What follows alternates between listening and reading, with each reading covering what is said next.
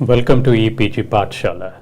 I'm Dr. T. Vijay Kumar. I'm a professor of English at Osmania University, Hyderabad. This module is on African and Caribbean novel in English, an overview. This is from the paper African and Caribbean Literature in English. This module comprises two components, African novel in English and Caribbean novel in English. And as the title suggests, what we are attempting here is an overview of these two. We'll begin with the African novel in English. But first, a clarification. In fact, when we say African novel, we must be familiar with this whole idea that there is no such thing called an African novel. Because one of the first things that we must remember is that Africa is not a country. Africa is a continent consisting of more than 50 countries. So how can we talk about one singular African novel? But we must also be familiar with the fact that African novel, or what we call African novel, consists of at least 6 distinct streams of writing. So African writing comprises, first, the literary traditions of oral literature. Because although many African languages may not have script, almost all of them have a very rich oral tradition. So the writing of African literature cannot be completely sealed off from what went before the script evolved, that is, oral narratives. So the first component of the African literary traditions is the oral traditions, the oral narratives. The second is what we call Anglophone African literature. What we mean by that is that literature written in the English language. Then we have Francophone African literature, which is African literature written in French. Then Lusophone African literature, that is African literature written in Portuguese. Then we have South African literature. Now, South African literature by and large is also written in English. But as you all know, the literary and particularly the political history of South Africa has been very different from the rest of Africa. And as a result, South African writer, though written in English, tends to be very different from the literary traditions in the rest of Africa. Then lastly, African literature written in African languages. We must now recognize the fact that African writing today is done in several African languages also. So when we talk about African literature, or for that matter, African novel, we must recognize that there are at least these 6 different streams of literary culture going into African literature. And the question that may arise is why is it that countries in Africa, on the African continent, write in so many different foreign languages? The reason, of course, is historical. As you all know, there was a famous conference, at Berlin in 1884-85, where the European powers gathered in Berlin and divided Africa among themselves. So, after 1884, what used to be 1,000 indigenous African cultures and societies have been grouped into some 50 countries, which were then divided among the various European powers. So, for example, there was the French presence in the east of Africa, the British presence in the west of Africa, then there was, in the Congo, Belgium. So there were several European countries which had a very strong presence in Africa. And as a result, the languages of those colonial powers automatically came into African writing. This explains the number of different foreign languages which are used in different parts of the African continent. Now, when we talk about African writing or writing coming from Africa, one of the earliest texts, one of the earliest books to come out of Africa is by Equiano. Now, Equiano has written what is now considered a slave narrative. And this was titled The Interesting Narrative of the Life of Aulada Equiano. And this was published in 1789. So Equiano's book was probably one of the earliest to come out of Africa. Then in 1911, we have Joseph Hayford publishing a book titled Ethiopia Unbound. This was published in 1901, and this was one of the earliest books to be written in English coming from Africa. Then, of course, we have in the 1925 Thomas Mofolo's novel Chaka. And then we have Solomon Platje's Moody, published in 1930.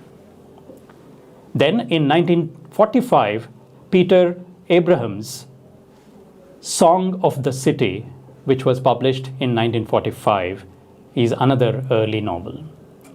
So beginning with Equiano's slave narrative to the 1930s, where we had writings of Solomon Platje, and we have novels by Thomas Mofolo, and then later by Peter Abrahams. So these are some of the examples of the early novels to come out of Africa.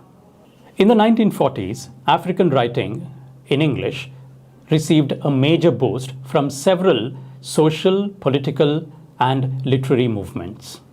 For example, the 1940s saw the establishment, or actually, although it started earlier, the Pan-African movement became very strong in the 1940s. And the Pan-African movement stressed on collective self-reliance. And there were some major leaders, thinkers, philosophers, and writers who supported this Pan-African movement. You know, people like Kwame Nkrumah, Marcus Garvey, William Du Bois. You know, these were all people who were part of the Pan-African movement, lending their support to it. Then in the 1940s, again, we have the major movement called Negritude. You know, Negritude, which emphasized blackness, which gave blackness a kind of a pride, a kind of respect. And of course, it was not just a literary movement, it was a cultural movement, and it was a political movement. But the Negritude movement was another major contributing factor towards the growth of African writing in English. And Negritude movement had towering personalities like Aimé Césaire and Léopold Senghor and so on. And then, again in the 1940s, an important event was the establishment of the University College of Ibadan in Nigeria. Now, this University College of Ibadan became a place of higher education where almost all the major African writers writing in English that you can think of went to. So this was a college where you had people like Ngugi, you know, almost everybody, Shoinka and Achebe himself. So all these were in a way products of the University of Ibadan. So whether it is the Pan-Africanism or the Negritude movement or the establishment of University College of Ibadan, these are some of the events that took place in the 1940s which gave a boost to African writing in English. Then in the 1950s, we have the beginnings of African novel in English. The 1950s saw the publication of Amos Tutuola's, who is of course from Nigeria, Amos Tutuola's well-known novel, The Palm Wine Drinkard, which was published in 1952. And then Cyprian Equincy published his first novel, People of the City, in 1954. Then, of course, the classic Things Fall Apart, which was published in 1958. So, in a way, the African novel in English became an established genre in the 1950s. Then the 1960s is a very interesting decade. The 1960s was the decade of African independence. But it was also the decade of great disappointment, because several countries became independent in the 1960s. But many of them very soon lost their independence, or immediately after independence, several dictatorial leaders came to power in many of these newly independent African countries. So the optimism surrounding independence soon disappeared, and what we had was a deep disappointment. So 1960s is generally referred to in literary history as the decade of disillusion or the decade of disappointment. So although it was the decade of African independence, it was also the decade of disillusionment. And naturally, the novels published during the 1960s reflect this disillusionment. For example, we have novels in the 1960s like Gabriel Okara's The Voice, 1964, and then Wole Soyinka's The Interpreters, 1965, Aikwe Arma's The Beautiful Ones Are Not Yet Born in 1968, and then Robert Serumaga's Return to the Shadows in 1969. So these are just a few examples, but what all of them have in common is this mood of disillusionment. Of course, this is the consequence of the events that took place in many African countries soon after independence. Then in the 1970s, there is an attempt to return to roots. And it was also a decade which saw a kind of rediscovery by the intellectuals, by the writers, of indigenous roots. And the 1970s was also witnessed a kind of polemical posturing, usually a kind of a very ideological posturing in the 1970s.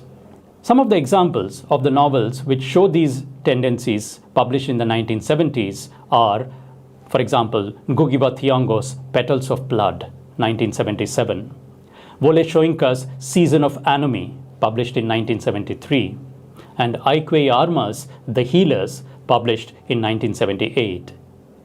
So these are some of the examples of the novels of the 1970s in which, a kind of return to roots and a search for indigenous traditions and a kind of political posturing is visible in the novels of this decade. Since the 1980s, African literature in English received global recognition and achieved several milestones. For example, in 1986, Wole Soyinka became the first African writer to receive the Nobel Prize for Literature. And then in 1991, Ben Okri received the Booker Prize. Then in 1988, Naguib Mahfouz received the Nobel Prize. 1991 saw Nobel Prize for Literature going to Nadine Gordimer. Then J.M. Coetzee from South Africa received the Booker Prize twice, that is in 1983 and 1999. And he also received the Nobel Prize in 2003. A young woman writer, Chimamanda Adichie, her first book, received the Commonwealth Prize in 2005. And then, more recently, Doris Lessing received the Nobel Prize for Literature in 2007.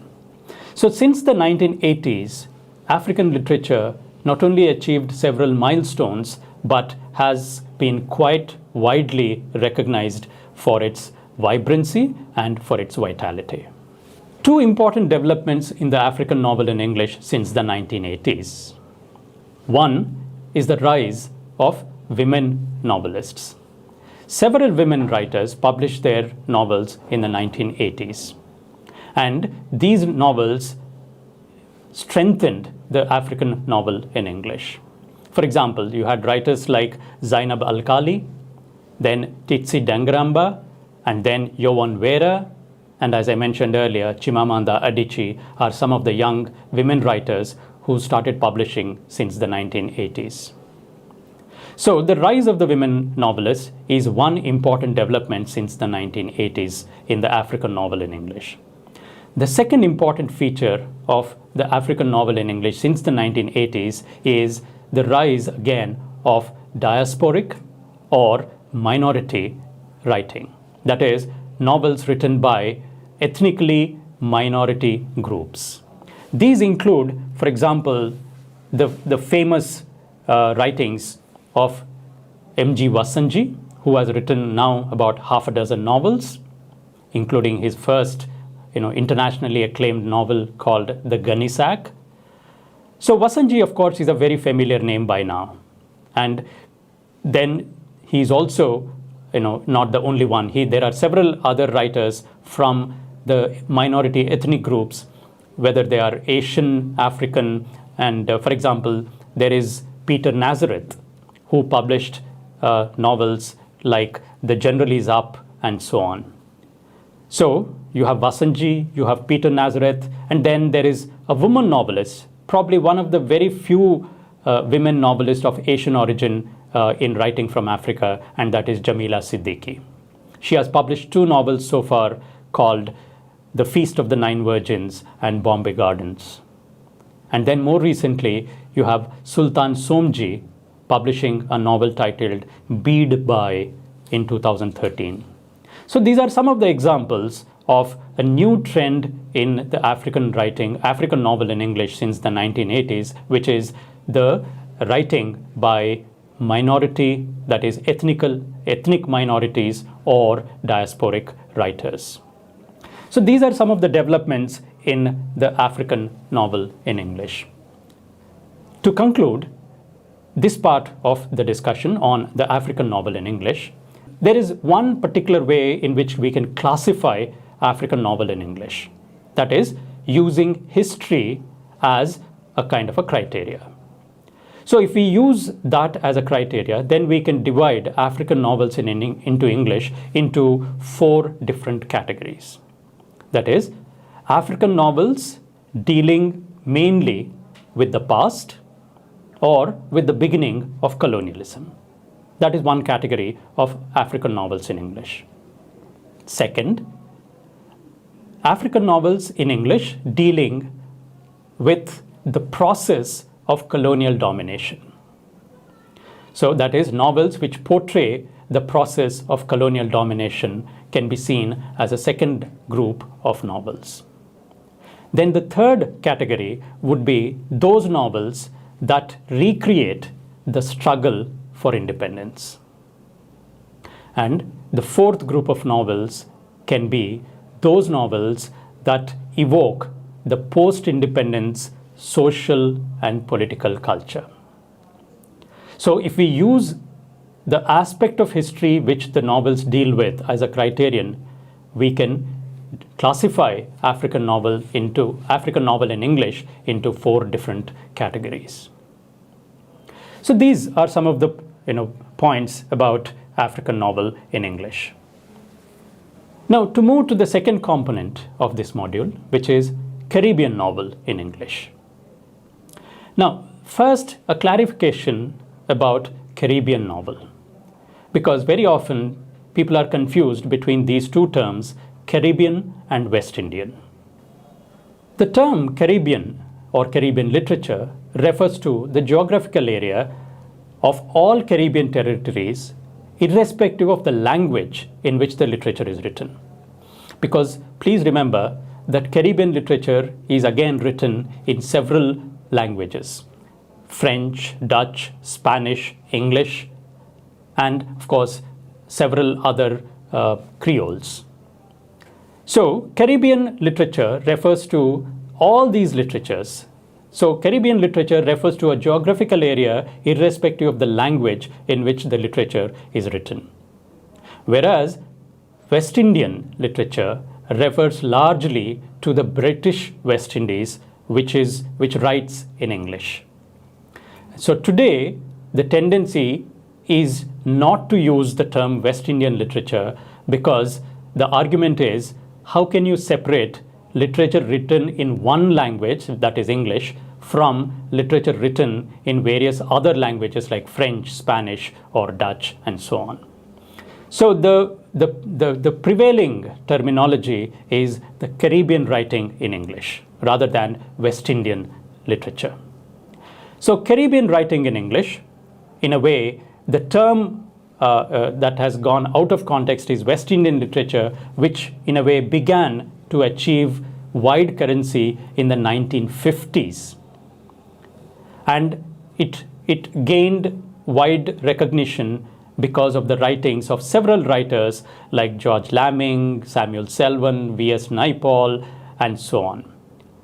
So when these writers started writing, they of course all of them wrote in English, and so the term West Indian literature gained popularity during the 1950s. Some of the early novels to come from the Caribbean, in English of course, was one of the earliest was published in 1913. This is a book by E.G. de Lesser, titled Jane, A Story of Jamaica. This was truly the first significant English novel to come from the Caribbean. This was published in 1913, titled Jane, A Story of Jamaica. Then, the period between 1929 to 1933 saw flourishing of literary traditions on the Caribbean, particularly in English. And monthlies like New Beacon and Trinidad were published during this period, and they provided an outlet for writing in English.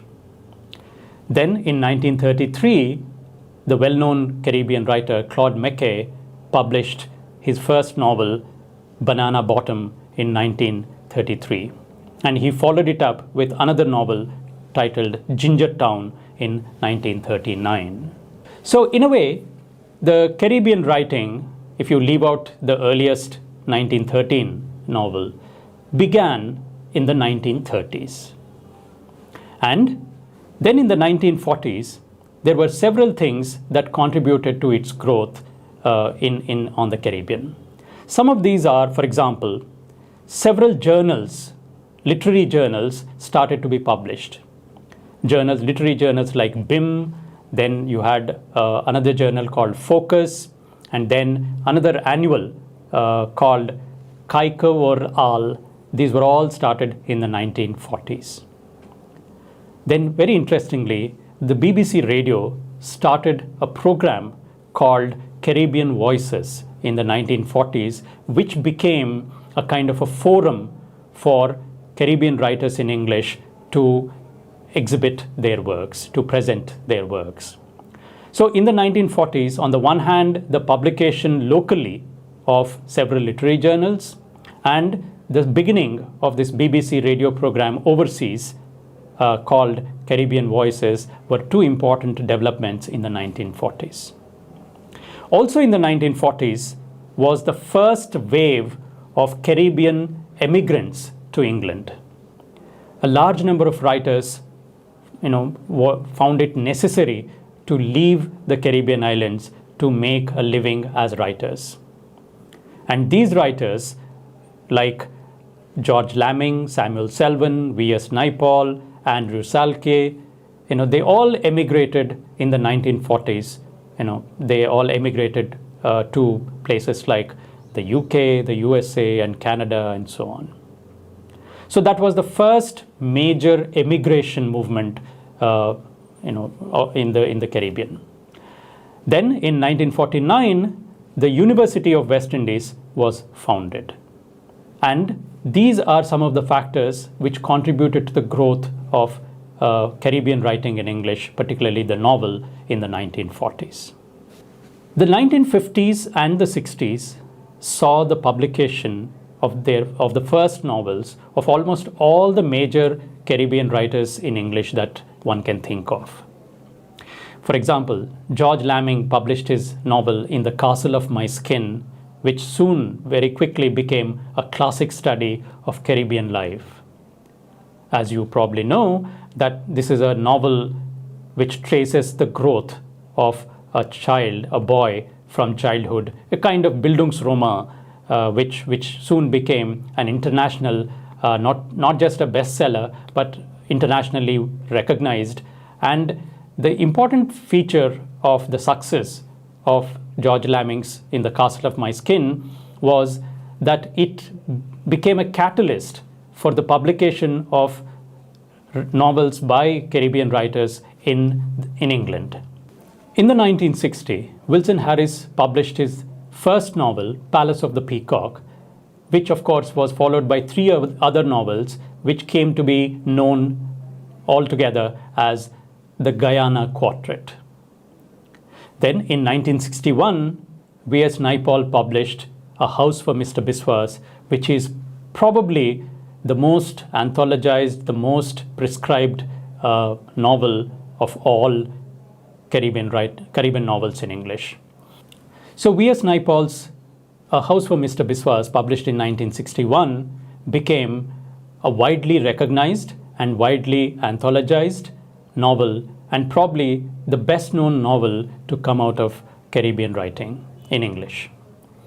In 1966, Jean Rhys published her famous novel, The Wide Sargasso Sea. And Wide Sargasso Sea is a kind of prequel to Charlotte Bronte's Victorian novel, Jane Eyre. And Wide Sargasso Sea provides an alternative to Jane Eyre. And Jean Rhys's novel became a kind of a feminist rereading of the racist writing of the Victorian period. So whether it is V.S. Naipaul, or whether it is Lamming, or whether it is Wilson Harris or Jean Rhys, they all published in the 1950s and 60s. This was the decade when the Caribbean novel in English really became an established genre. The 1970s onwards saw the rise of several other writers, younger writers, like Roy Heath from Guyana, Earl Lovelace, Jamaica Kincaid, and Carl Phillips. So these are the writers, some of the writers who are continuing the tradition of the Caribbean novel in English. And since the 1970s, Caribbean novel in English, or Caribbean writing in English, received 2 major international recognitions. In 1992, Derek Walcott from St. Lucia became the first Caribbean writer to receive the Nobel Prize for Literature. And then in 2001, V.S. Naipaul, who was born in Trinidad, and of course who is a resident of the United Kingdom since the 1950s, received the Nobel Prize for Literature in 2001. So the Caribbean novel in English, which is often seen as the most representative genre of Caribbean literature in English, although some contest this view because some critics feel that the short story really is the most visible and also the most indigenized form of writing in the Caribbean. However, Caribbean novels in English, in a way, have always represented Caribbean literature in English. To summarize this part of the discussion on the Caribbean novel in English, there are 3 points that I wish to make. One is that most of these islands have become independent since the 1960s. So in a way, all of them are independent island nations. And yet, they share several common features. The English language, of course, is one common shared heritage. But apart from that, there are several political, cultural, and social ties which make it useful for us to look at this entire body of literature as one rather than as divided by nationalities. So Caribbean writing in English, although it comes from different independent nations, can be seen as one literature. And this is what Kenneth Ramchand argues in his well-known book, The West Indian Novel in English. The third important feature that I want to emphasize about the Caribbean novel in English is that although the range of themes and the range of topics that Caribbean novels in English deal with is as wide as it is in any other national literature, there are certain features that are common to most Caribbean novels in English. For instance, even today, many Caribbean novels continue to grapple with issues like history, ethnicity, language, and race, of course, and gender. So there are some features which are common, which are recurrent, which enable us to see the similarities among the various Caribbean novels in English.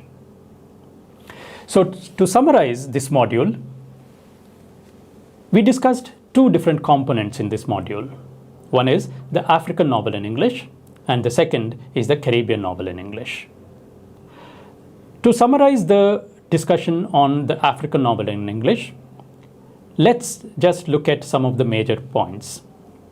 One, the African novel in English began to emerge in the 1930s. Then it received a major boost in the 1940s for various reasons, whether they are political reasons or cultural reasons or simply educational reasons. Then the 1950s saw that African novel in English became a well-established genre. And then from the 1960s, there have been several kind of changes in the way in which African novels have been written. However, African novel continues to flourish and continues to get wide international recognition, and because it is still very, very vibrant, thanks to the contribution of women writers and writers belonging to ethnic minorities or diasporic writing. For these factors, because of these factors, African writing in English, African novel in English continues to be lively and vibrant. The second component was the Caribbean novel in English. To summarize that discussion, the Caribbean novel in English also had its beginnings in the 1930s. Then, like in Africa, several features contributed to the growth of the novel in the 1940s. But again, all the major writers that we can think of today started publishing in the 1950s and 60s, which was also the period when the Caribbean novel in English kind of flourished.